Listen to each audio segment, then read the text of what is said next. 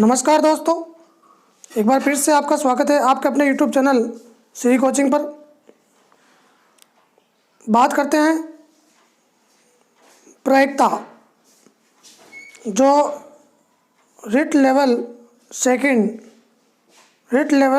Second में new syllabus के रूप में जोड़ा गया है। दोस्तों, आपने पिछले वीडियो में देखा होगा, जो रिट भर्ती 2021 है, इसका नया सिलेबस आया है। तो नए सिलेबस में जो साइंस के स्टूडेंट हैं, बीएससी मैथ्स या बायो,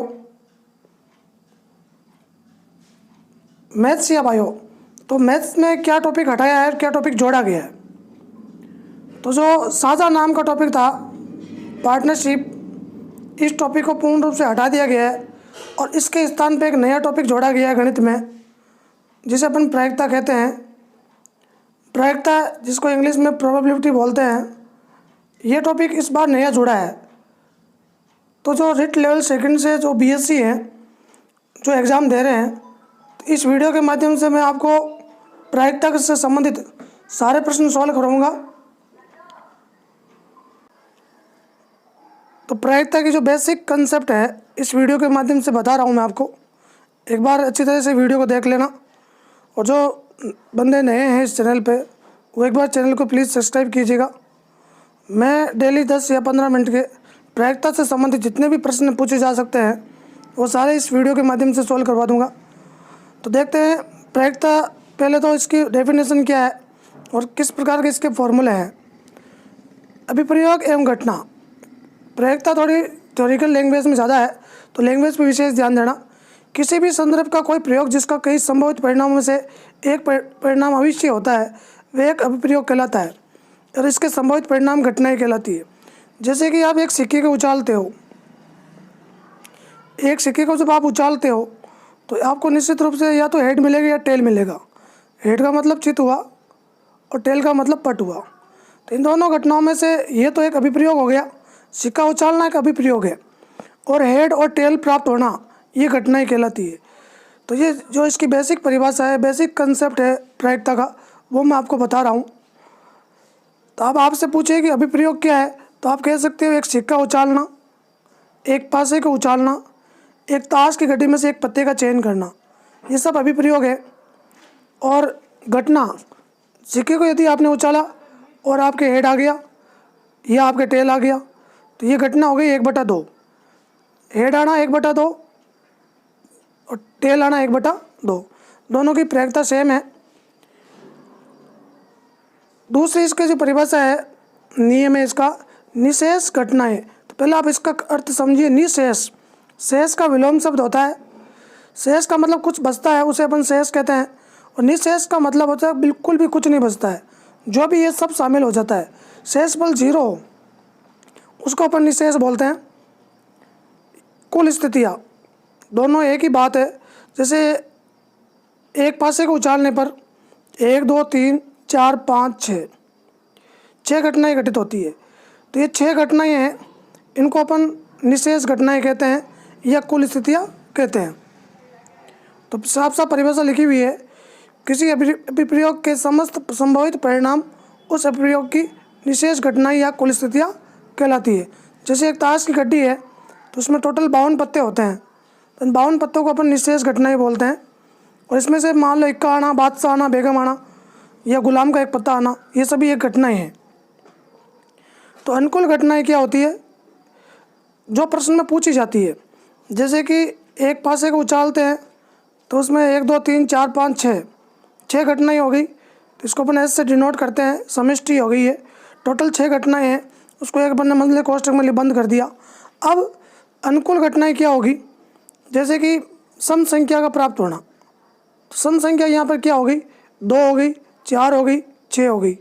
तो ये अनुकूल घटनाएं हैं। सम संख्या प्राप्त होना या विषम संख्या प्राप्त होना, या 4 से बड़ी संख्या या 5 से छोटी संख्या।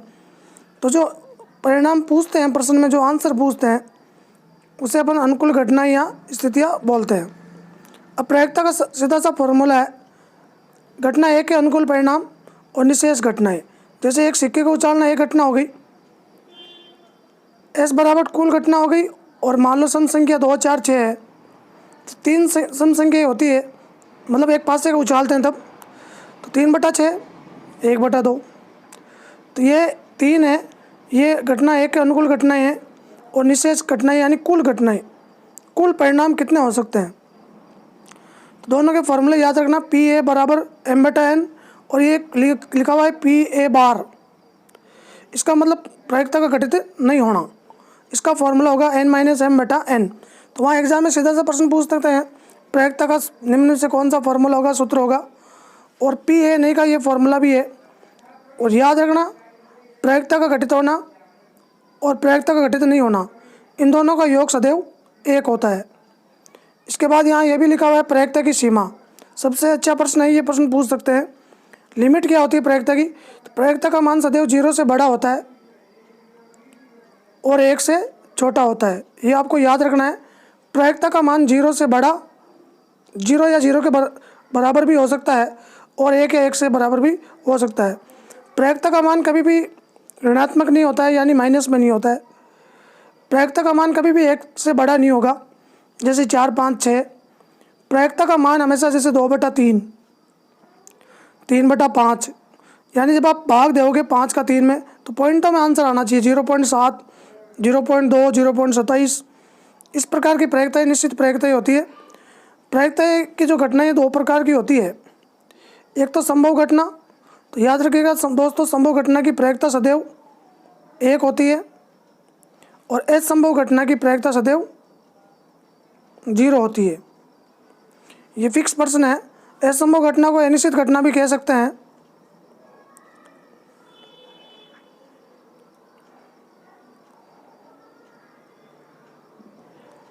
अब इसकी कुछ डेफिनेशन है, वो आपको याद रखनी है।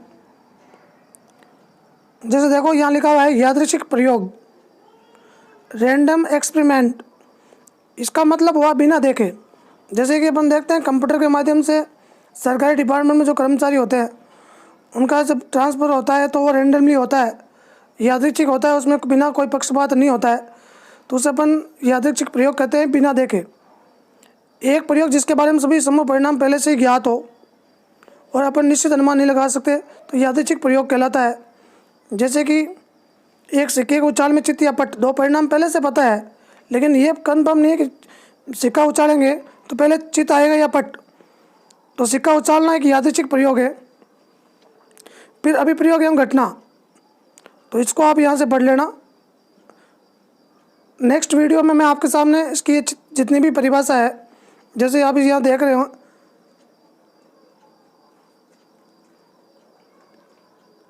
ये देखिए आप,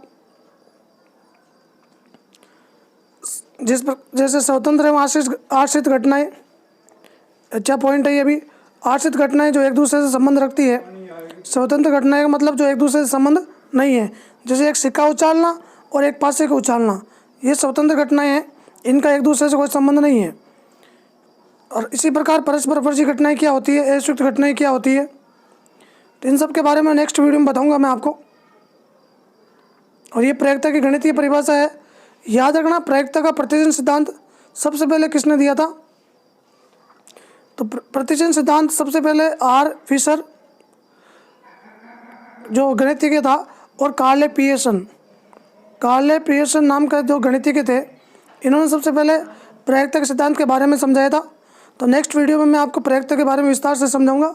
यदि मेरे चैनल पर नहीं हो तो प्लीज़ चैनल को सब्सक्राइब कीजिएगा। धन्यवाद दोस्तों।